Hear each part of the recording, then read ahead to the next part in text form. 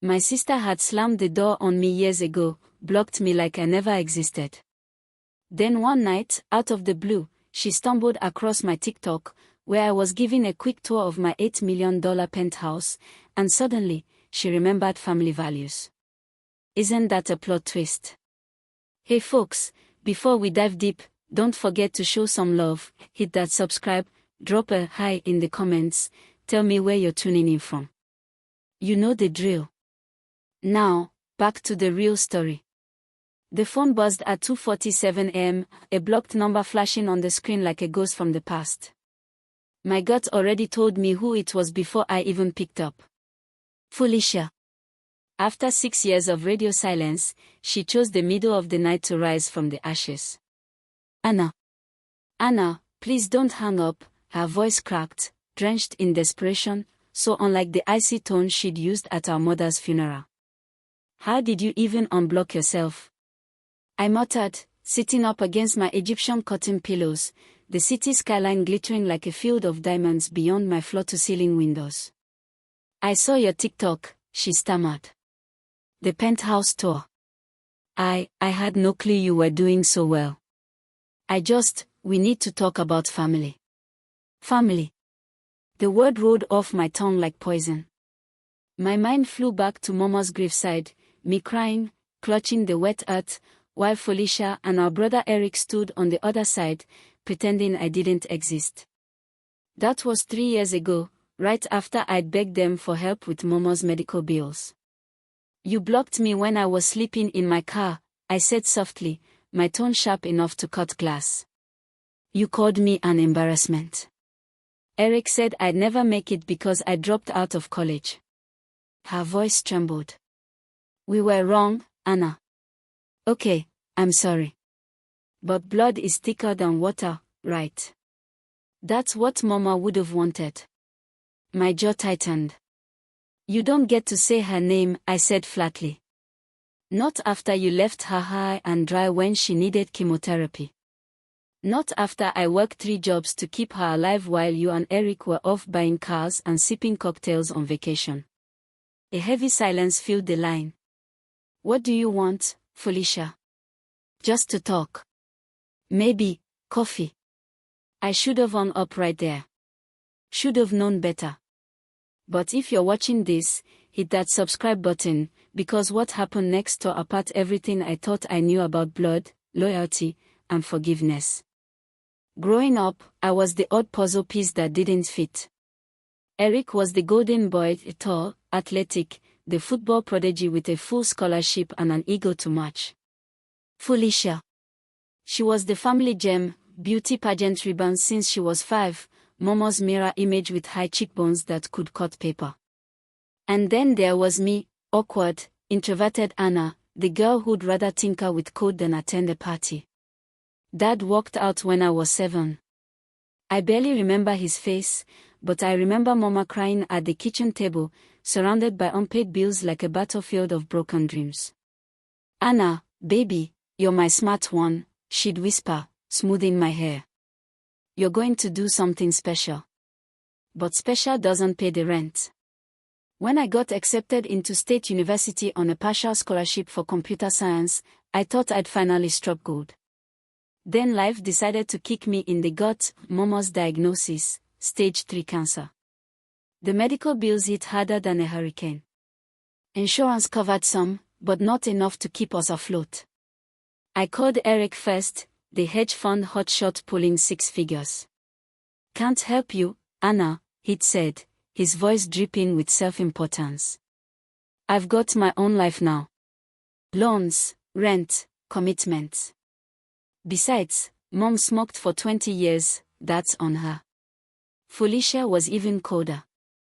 Married to a real estate developer, living in a house so big it had its own echo. We're saving for IVF, she'd said, her tone like a frozen lake. Maybe if you hadn't dropped out, you could handle Mom yourself. I wasn't partying, Felicia. I was working double shift at a diner and still flunking classes because I couldn't stay awake. The line went dead. That silence told me everything I needed to know about family. Mama passed on a Tuesday morning in November. I was holding her hand when she slipped away, her last breath soft as a sigh. The hospital room smelled like antiseptic and loss. "You're stronger than you think," she'd whispered the night before. "Don't let them break you, baby girl." At the funeral, I stood alone, thrift store dress, tear-streaked face, while Eric and Felicia arrived dressed to the nines, grief painted on like expensive perfume. After the burial, I tried to be civil. "Can we split the funeral cost?" I asked, my voice barely above a whisper. "I've been paying everything for 2 years. I'm drowning." Eric looked at me like I was panhandling. "You made your choices," he said. "Dropping out, working dead-end jobs, that's on you." "I dropped out to take care of Mama," I shot back. Felicia's tone could have frozen the sun. "Don't blame us for your bad decisions, Anna. You always expect to be rescued."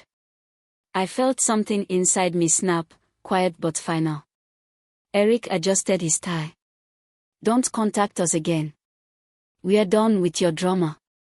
Felicia blocked my number before the death even settled on Mama's grave. So, I blocked her right back. And for 3 months, I lived out of my car. The nights in my car were cold and endless, each one stretching longer than the last. I lived off gas station coffee and hope, packed behind a 24-hour diner that smelled of grease and broken dreams. I'd balance my beat-up laptop on the steering wheel, stealing Wi-Fi through cracked windows, coding until my eyes burned. One night, around 3 a.m., a calm voice interrupted the sound of my furious typing. "That's some neat work you're doing." I glanced up, startled. A man stood there, mid-50s, Asian, dressed casually but with that quiet elegance that screams old money. "Python?" he asked, eyes twinkling with genuine curiosity. "Yeah," I said, defensive. "And no, I'm not hacking anything. The manager said I could use the Wi-Fi." He chuckled, the kind of laugh that melted tension. "I'm not the law, kid. I'm David Saw. I run a tech firm downtown. That code, it's sharp. You self-taught." I nodded slowly. That night was my turning point, the moment the universe finally blinked in my direction. David didn't just see code on my screen, he saw the fire behind it. "I built my company from scratch," he told me. "I know the look of someone fighting for air. How about a job?" "Sir, I don't even have a degree." He waved it off. "You've got something better, grit. Give me 6 months. If you're not cut out for it, I'll tell you straight." When he left, he handed me a card and an advance for an apartment deposit. I sat in the diner's bathroom, crying harder than I had at Momo's funeral, tears of relief this time. From that day forward, I worked like a woman possessed. Within a year, I'd climbed from intern to senior developer. Within 2, I was leading projects, running teams, and seeing my name on product patents. David became my mentor, the father figure my own blood never tried to be. "You remind me of my daughter," he'd said one late night, eyes distant. "She died 10 years ago in a car accident. You've got her fire." His words hit like a hand on my shoulder, heavy, comforting, and full of unspoken grief. And so I burned brighter. 3 years after Mama's death, I built something revolutionary, an AI-driven cybersecurity algorithm capable of predicting and blocking digital threats in real time. I coded until my fingers ached, my words shrinking to the blue glow of the monitor. Then, one Friday afternoon, David called me into his office. His face gave nothing away. "Anna, sit down." My stomach knotted. Did I mess something up? He smiled faintly. "Google wants to buy your algorithm." My brain short-circuited. "What?" "They're offering $8.5 million for exclusive rights. And before you ask, you own 60% of the patent." I made sure of it. For a heartbeat, the world went quiet, like the moment before a storm. $5 million. From the girl who once cried in a car with nowhere to go. David's expression softened. You earned this, Anna. Every sleepless night, every bug fix, every cup of cold coffee. Your family saw a failure, I saw a fighter. Don't forget who you are. That night, I stood at my window, city lights shimmering below like molten gold. Mama's words echoed in my mind, don't let them break you, baby girl. 6 months later, I bought the penthouse, 43rd floor, 3,000 square feet of glass, marble, and triumph. Every inch of it whispered, you made it. The kitchen alone could have paid for Eric's designer suits. My interior designer, Patricia, was a whirlwind of excitement. Darling, she gushed, this place is architectural poetry. We must show the world. And so the TikTok happened, a casual penthouse tour filmed in perfect lighting. It went viral faster than wildfire in dry season. 2 million views in 3 days. And just like that, the ghost of my past came knocking. Felicia's number flashed on my screen again, the same blocked ID she'd used to erase me years ago. This time, I answered. We met at a cafe that smelled like roasted ambition, the kind of place where lattes cost $12 and everyone pretends to be changing the world on a MacBook. I arrived first, wearing a simple cashmere sweater worth more than her monthly car payment, not that she'd know. When she walked in, I almost didn't recognize her. The pageant queen glow had faded, her perfect edges were dulled by life. Her smile was painted on, shaky around the corners. Anna, she breathed, eyes glistening. Oh my God, look at you. I gave a small smile that didn't reach my eyes. Yeah. Quite the glow up, huh? She laughed weakly, fumbling with her designer purse. I saw the video. The penthouse is, wow. I always knew you'd do something big. Funny. That's not what you said the day you blocked me.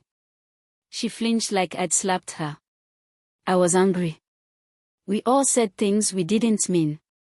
No, you said exactly what you meant, I replied, voice calm but sharp. You called me a failure. Eric said I'd never amount to anything. And when Mama was dying, you two vanished faster than morning dew. Felicia swallowed hard. We made mistakes. But can't we move past them? Blood is thicker than water. I leaned back, studying her. That saying only works when the blood doesn't run cold. Her eyes welled up. You have no idea how hard things have been. Richard left me. I've been barely keeping the lights on. There it was, the real reason for her late-night resurrection. Guilt dressed in need. I sighed, not in anger, but in weary understanding. Felicia, when I was leaving out of my car, you couldn't be bothered to send a text. Now that I've struck gold, suddenly, we are family again. Anna, please. We are sisters. Well, I corrected. Once upon a time. She covered her face, sobbing quietly, the cafe's chatter fading into white noise around us. For a fleeting second, I saw the little girl she used to be, pigtailed, laughing, holding my hand at the fair. And something inside me ached. But then Mama's hospital bills flashed in my memory, the nights of hunger, the begging, the silence. I stood, dropping $100 bill on the table. Order whatever you want. Consider it a peace offering, not a reunion. Felicia reached for my wrist, eyes desperate. Anna, please. I pulled away gently. You had 6 years to care. You picked now. You can't unring a bell, Felicia. I walked out, the city air crisp against my cheeks, a strange mix of sorrow and liberation in my chest. That night, back in my penthouse, I stood before the massive window again, the skyline stretching like a constellation of human ambition. My reflection stared back, older, sharper, but finally whole. I thought about Mama, about David, about the road that nearly broke me but instead carved me into steel. Felicia's tears replayed in my mind, but this time, they didn't sting. I realized forgiveness doesn't always mean reopening old doors. Sometimes, it's just letting go of the keys. I picked up my phone and started recording. Hi everyone, I said softly, smiling at the camera. Tonight's story is personal. It's about family, forgiveness, and finding your worth when everyone else writes you off. If you've ever been abandoned, if you've ever had to build your wings out of the ashes, this one's for you. I paused, glancing at the glittering skyline. They say success is the best revenge, but honestly, peace of mind is better. And sometimes, the sweetest victory is knowing you don't need to prove yourself anymore. I ended the video and let the silence wrap around me like a warm blanket. Outside, the city kept humming, lights flickering like tiny promises. Inside, I felt something shift, a quiet, steady calm. Because for the first time in my life, I wasn't chasing love or validation. I'd already earned everything I needed, every scar, every lesson, every late night tear had brought me here. And somewhere, I knew Mama was smiling. My sister cut me off like a bad habit years ago, vanished without a trace, and slammed every digital door behind her. Then, one random night, after my Penthouse tour went viral on TikTok, she suddenly found her sense of family, dialing me up in tears about her blood ties and values. Isn't that something? Before I knew it, a blocked number flashed across my phone at 2:47 a.m., and my gut told me it was Felicia. 6 years of dead silence, and she picked the middle of the night to crawl out of the woodwork. "Anna, please, don't hang up," she said, her voice cracking like an old record, drenched in desperation, so far from the icy tone she'd used at her mother's funeral. I sat up, pushing back my Egyptian cotton sheets, city lights glinting through the floor-to-ceiling windows like constellations. "How did you even unblock yourself?" I asked, half amused, half disgusted. "I saw your TikTok, the Penthouse tour. I had no idea you were doing so well," she stammered. "We need to talk about family." The word family hit like vinegar on an open wound. I remember the day at Momo's grave, me crying like my soul was unraveling while Felicia and Eric stood together, their designer coats flapping in the wind, acting like I was invisible. That was 3 years ago, right after I'd begged them for help with Momo's medical bills. "You blocked me when I was sleeping in my car," I said quietly. "You told me I was an embarrassment. Eric said I'd never amount to anything because I dropped out." She sniffled. "We were wrong, okay. But blood is thicker than water. That's what Mama would have wanted." My jaw clenched. "Don't you dare use Mama's name," I whispered. "Not after you turned your back when she needed chemotherapy. Not after I worked 3 jobs to pay for her treatment while you and Eric were busy living large." Silence. The kind of silence that screams, "What do you want, Felicia?" I asked, already knowing the answer. "Just to talk." "Maybe coffee," she said, her voice small, trembling. I should have hung up then, but curiosity has a way of killing more than just cats. Because what came next flipped everything I believed about loyalty and blood right on its head. Growing up, I was always the odd one out, the square peg in a family full of polished circles. Eric was the golden boy, 6'3", a football prodigy with a scholarship and a jawline straight out of a sports magazine. Felicia was the belle of every pageant since she could walk, Momo's mirror image with those high cheekbones and that smile that could charm the devil. And then there was me, awkward, bookish, buried in code instead of conversation. Daddy bailed when I was 7, leaving Mama to juggle bills that piled up like sandbags before a flood. I still remember her sitting at the kitchen table, eyes red, whispering, "Anna, baby, you're my smart one. You're gonna do something special." But as life loves to remind us, special doesn't pay the rent. When I got into State University with a partial scholarship in computer science, I thought I'd cracked open the door to a brighter future. But sophomore year hit like a wrecking ball, Momo's diagnosis, stage 3 cancer. The bills multiplied faster than my code could compile. Insurance covered crumbs, and I was drowning in numbers that didn't add up. I called Eric first, now a hedge fund hotshot living the good life. Sorry, Anna, he said, sounding almost bored. I've got my own responsibilities. And let's be real, Mom smoked for 20 years. Actions have consequences.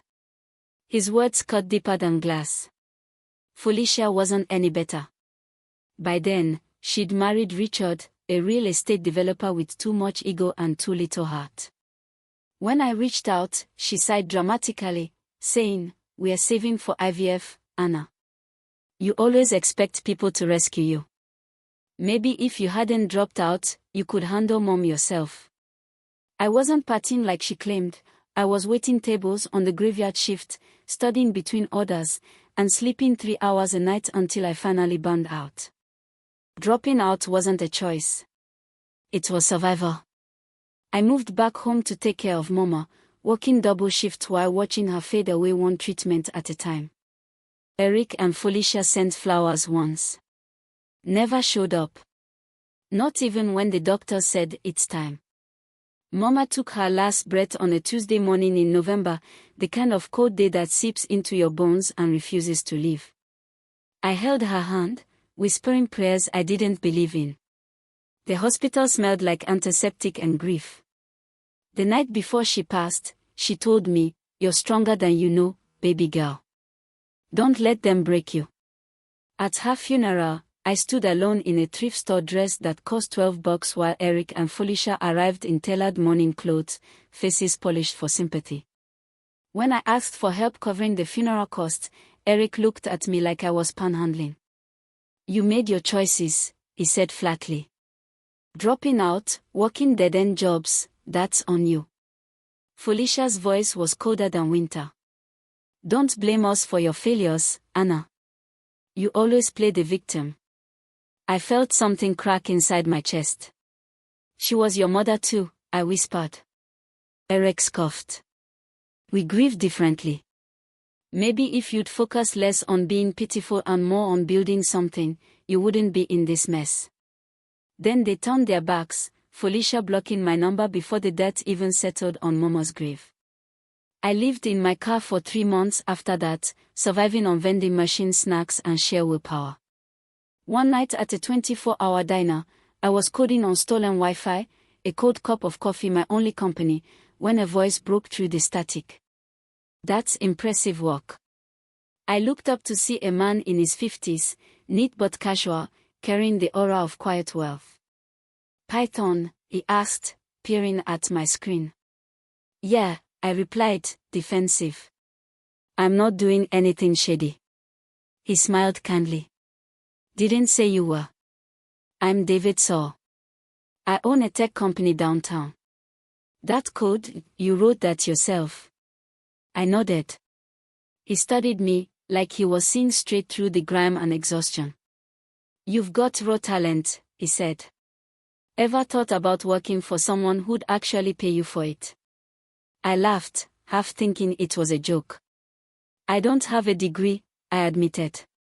"You've got something better, grit," he said. "Come by my office tomorrow. If you're half as good as that code, I'll find a place for you." He left a business card and $100 bill for food. I sat in that greasy diner bathroom crying for 20 minutes straight.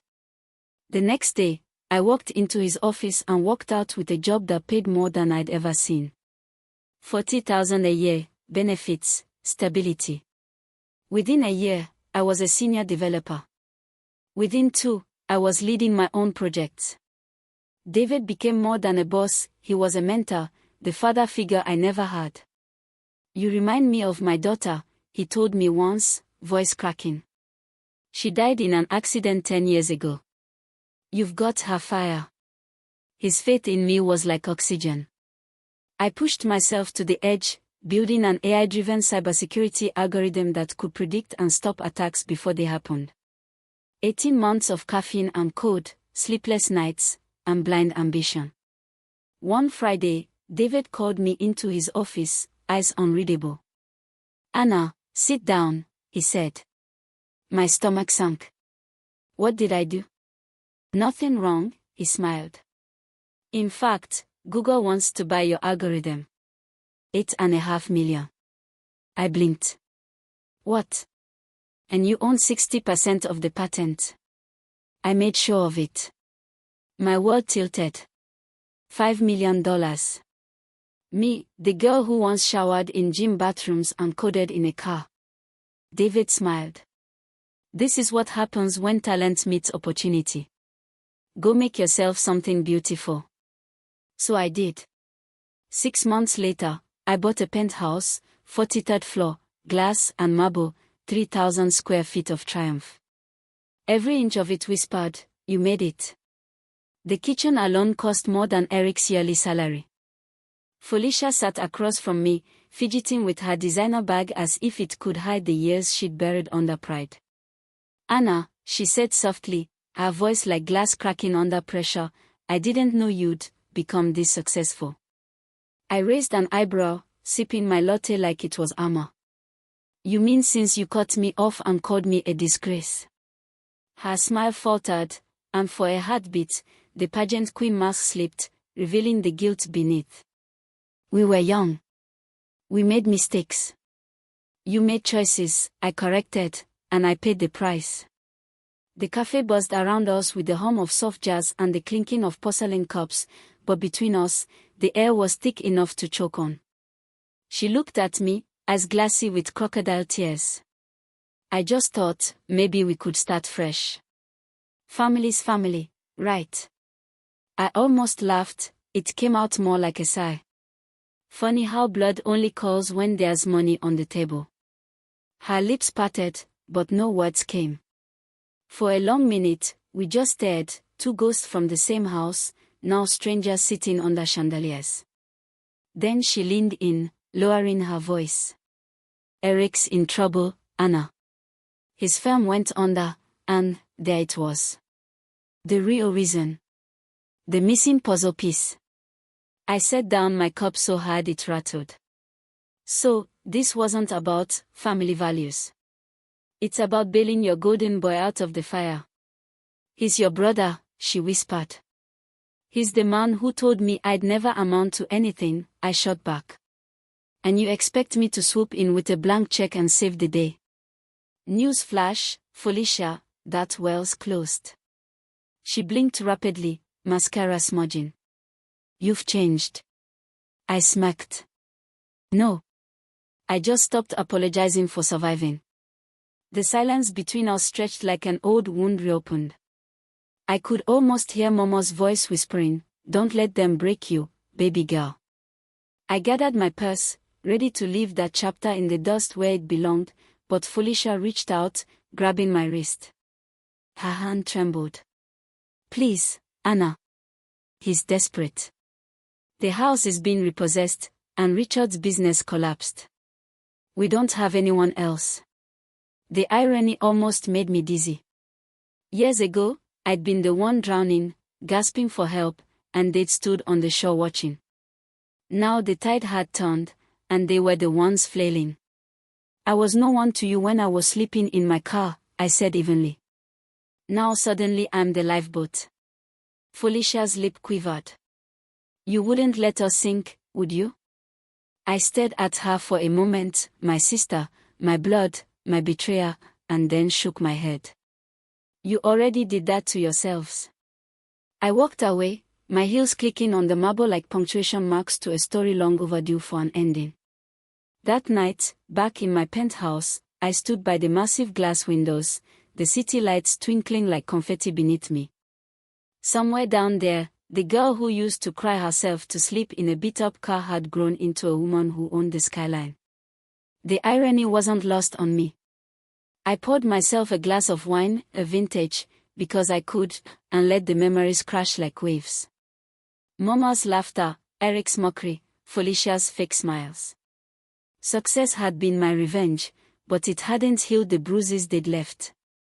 Some scars run too deep for even $8 million to cover. My phone buzzed again, a text this time. "Please, Anna. Just talk to him. For Mama."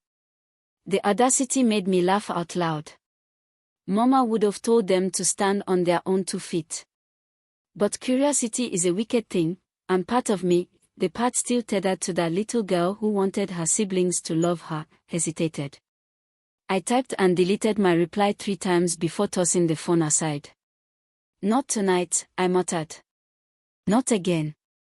The next morning, I woke to chaos, notifications exploding like fireworks.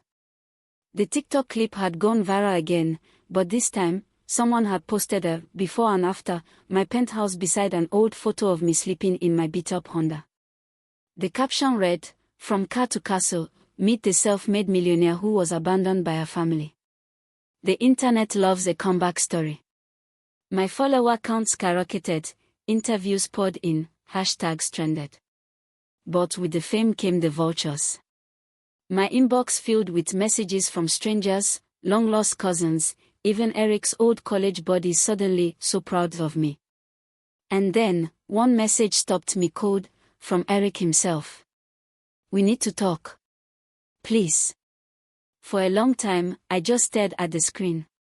If Felicia's call had been a storm, this felt like an earthquake. My fingers hovered over the keyboard. "You made your bed," I typed. "Now lie in it." I didn't send it. Instead, I closed the laptop and took a long walk through the penthouse, every polished surface gleaming back at me like a mirror to my own transformation. I'd built this life brick by brick, line by line of code, fueled by rejection and grit. But what was success without peace? I could buy anything, except closure. That night, I sat on the balcony, the city breeze carrying the faint hum of traffic below. For a moment, I imagined Mama there beside me, sipping her tea, smiling that tired but proud smile. "You did it, baby girl." Her voice echoed in my head. "But don't lose yourself trying to prove them wrong." I closed my eyes. Maybe it was time to stop fighting ghosts. When I finally agreed to meet Eric, it wasn't out of forgiveness, it was curiosity. He chose a fancy steakhouse, of course. Always had a flair for drama. When I walked in, he was already seated, looking smaller than I remembered, thinner, grayer, the arrogance dulled by misfortune. "Anna," he said, standing, arms open like we were long-lost friends. I didn't hug him. "Let's skip the reunion act," I said, sliding into my seat. "What do you want?" He sighed, rubbing his temples. "I messed up. Big time. The farm collapsed, investors pulled out, and you thought your failure sister could play the hero," I interrupted. He didn't deny it. "You've done well," he said finally. "Better than anyone expected." I smiled thinly. "That's what happens when you stop waiting for permission to shine." He swallowed, his voice barely above a whisper. "I treated you terribly." "We both did. But I'm asking you, as your brother, can we start over?" The words hung there like smoke. Once, they would have broken me. Now, they barely made a dent. "You know what's funny?" I said, leaning back. "You told me I'd never amount to anything. Now you're asking for a lifeline." His eyes darkened with shame. "I know. And I'm sorry. I really am." I looked at him for a long moment, searching for sincerity. Maybe it was there, maybe not. "Eric," I said finally, "I don't hate you. I just stopped needing you." He blinked, confused. "Then help me understand." "You don't," I replied softly. "And that's the problem." I stood, tossing a few bills on the table. "Order dessert. You'll need something sweet after swallowing your pride." And just like that, I walked out. Days passed. The messages slowed. The calls stopped. But one evening, as I stood on my balcony watching the sunset paint the sky in gold and fire, a strange calm settled over me. For years, I chased success like it was oxygen, trying to prove to them, to the world, that I was enough. But the truth was, I'd already won the moment I refused to let bitterness define me. I opened my laptop, logged into TikTok, and hit record. "Hey everyone, I began, smiling softly. You've all seen the story, the penthouse, the comeback. But what you haven't seen is the truth behind it. Money doesn't heal betrayal. Luxury doesn't erase loneliness. And family isn't always blood. Sometimes it's the people who see your worth when everyone else walks away. My voice caught for a second, but I kept going. So, to everyone watching who's ever been told they'll never make it, keep pushing. Let your scars become your story. Because one day, the same people who doubted you will have to watch you rise.